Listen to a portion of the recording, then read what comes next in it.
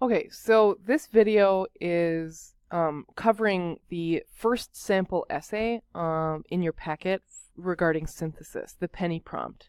So I'm going to be looking at the essay that starts on page 253 and goes to page 257. This video is going to be most beneficial if you have already read the essay, because I'm not going to be reading it out loud. So if you have not read the essay, please pause this video, read through the essay, make any notations and annotate it about things that you thought went well, things that didn't go so well, so that I can potentially address those throughout the video. So again, if you have not read the piece, please pause the video and read through it and annotate it so that you can best understand this video. So hopefully you have paused the video and read the article, read the essay, and then unpaused it, and now you're back for us to talk about it. I had to take screenshots of this so that I could actually mark on the text, and so I had to take screen caps on it so that I could mark on it, because I couldn't do that. Anyways, you don't really care about the details. But anyways, I tried to go paragraph by paragraph, and so that's how I'm going to mark it up. So this first essay is without question a 9. This is a stellar example of synthesis. And this is not the reason I want to talk about it is usually I don't like showing 9s because I have read, me personally as a reader, I have read 2,500 essays and I've only given out like 8 9s throughout my entire time as a reader. So I don't say that to scare you. I say that to recognize that the rubric, 9 is not a goal. 9 is something for you to learn from. And if you can get a 9, awesome. If you can't, at least you know what a 9 looks like. And frankly, this is a really great example of just general synthesis. So first take a look at the first body paragraph. So that's this right here. It's not a body paragraph. It's the intro. This is a great introduction because right away it sets up the idea of like honored traditions. As you know, the rest of the essay is going to be about that. And it doesn't even start with pennies. It doesn't say anything about pennies. It talks about traditions. It talks about the strength of America.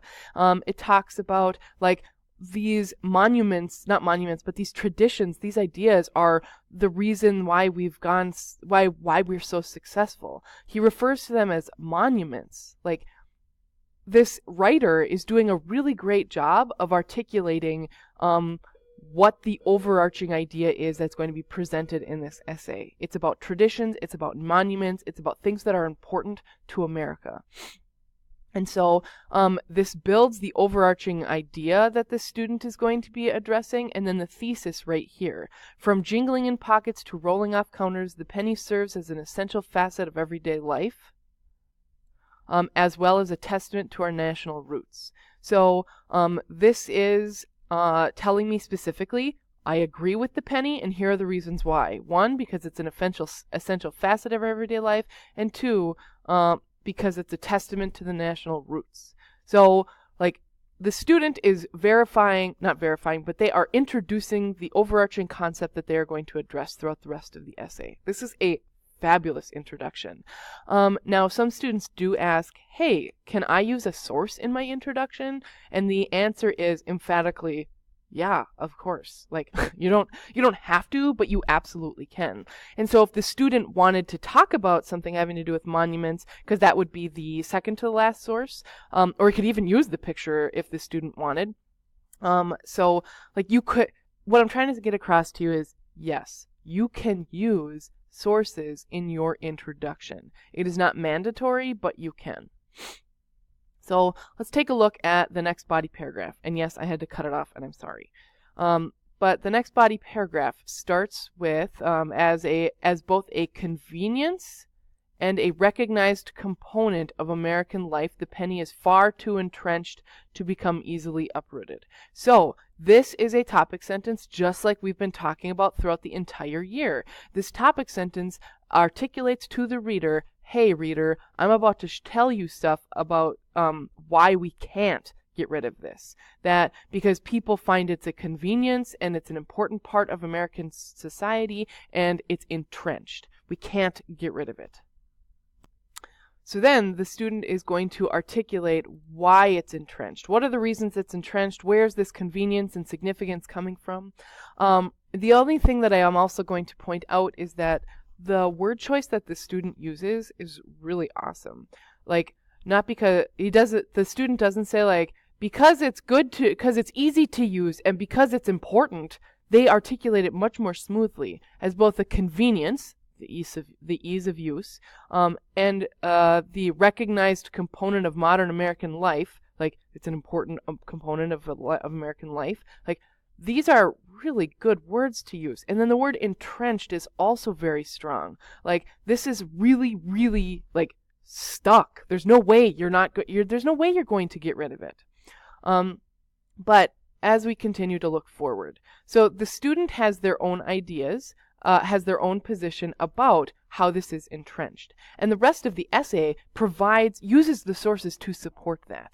And so they continue by saying like, it's a pretty big task to try and get rid of it. And the benefits are not going to outweigh aren't going to be worth it. Right? So then the student starts to articulate an idea that they are presenting, not presenting it from a source. It's from them first, that they've got a public that is in favor of keeping the penny. And then the student introduces the source. And I do love how seamlessly the student integrates the source. So as indicated by source E, and then they provide some credibility there. The prestigious Harris Group, and so the student does acknowledge why we should listen to them. And yes, absolutely. In class, we talked about why there are elements of this source that are problematic. The lack of people that responded, the use of percentages to perhaps skew how the numbers look. That it may not be the best, but the student is not using it in that way. The student is using to articulate like the public opinion that or is using the source using face value. So like the source says a majority of people like it, and so the student is using that. So, and the student, what I think is interesting here is the student doesn't use any quotes. The student instead summarizes what's going on, and you kind of have to do that with a chart, but they do so simply. So they say like shows a strong desire to keep the penny. So like, okay, they're doing a general summary, and then they just summarize again that they must convince 2/3 of the population of these views that they want to remove the penny. So the student doesn't say source E says lots of people like it, or it says source C says 75% of people like the penny. Instead, they're saying there's a strong desire to keep it. And they keep moving with their argument that if you want to try and convince people, you have to convince 2/3 of the population. Then the warrant that they have here is like that campaign would be costly and logistically near impossible. Now, this isn't fully developed warrant, but at least they have it. So they are answering the question, why should it matter that 2/3 of the United States likes the penny? Who cares? So they simply say, because that would cost a lot of money to convince them otherwise, and it's almost impossible to try to convince everybody. Then the student transitions and says, like, there's other reasons why it's entrenched, that there are significant causes of this support. So here's another reason why. As shown in source A, state economies depend on the penny. And then he brings up the Tennessee, which, again, we discussed in class. So the student says, like, come on.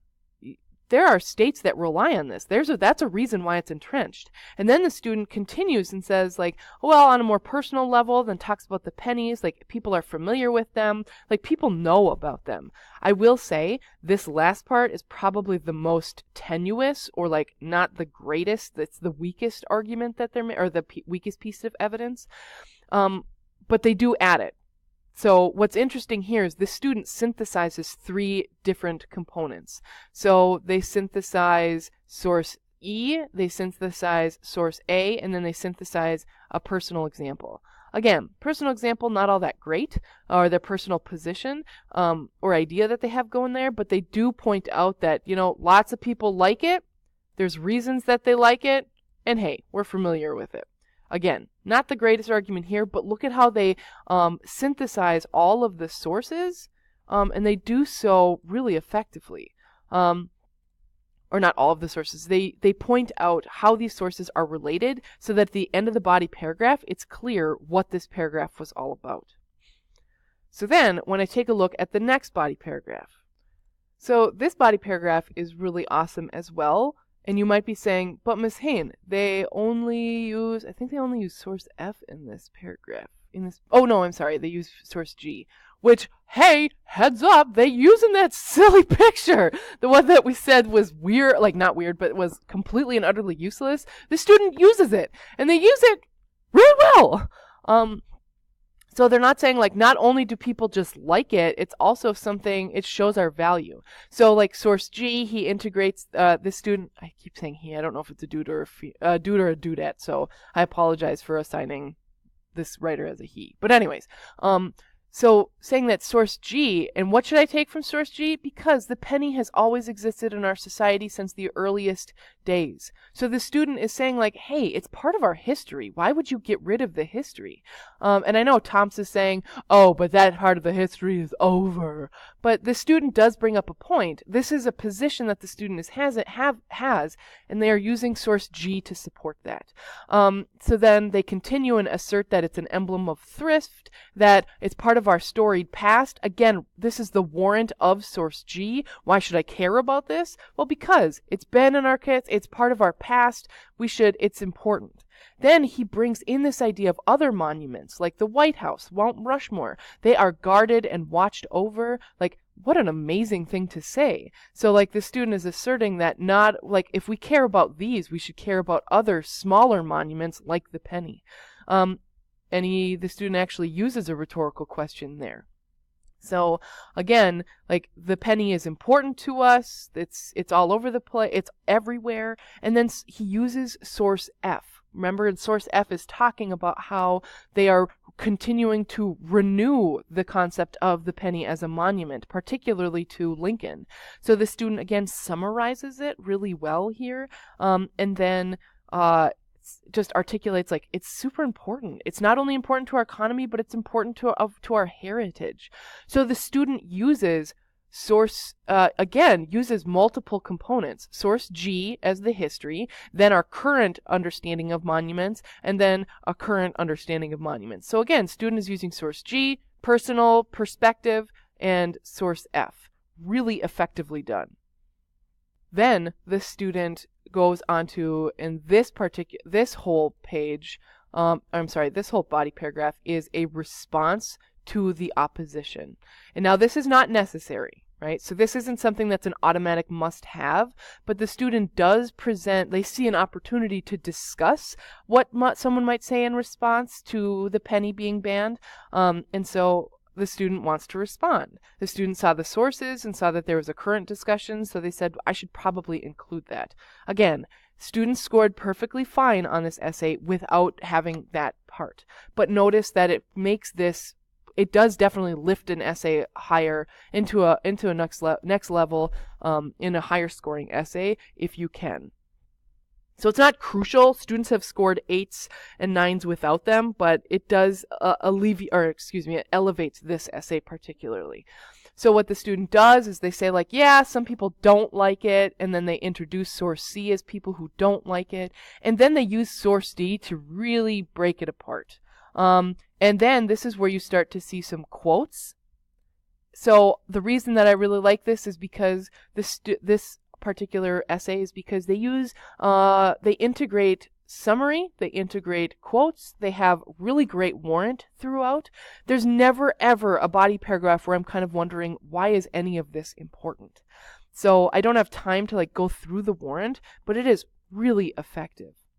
And then the student presents their conclusion, which again, this really gives that overarching so what. So it reminds us of it's a lot of summary, but it does remind us of like why it's important to keep this in mind. Like it's not like we don't say other things are outdated. It's important to economies, and so of course we should honor our country by keeping it.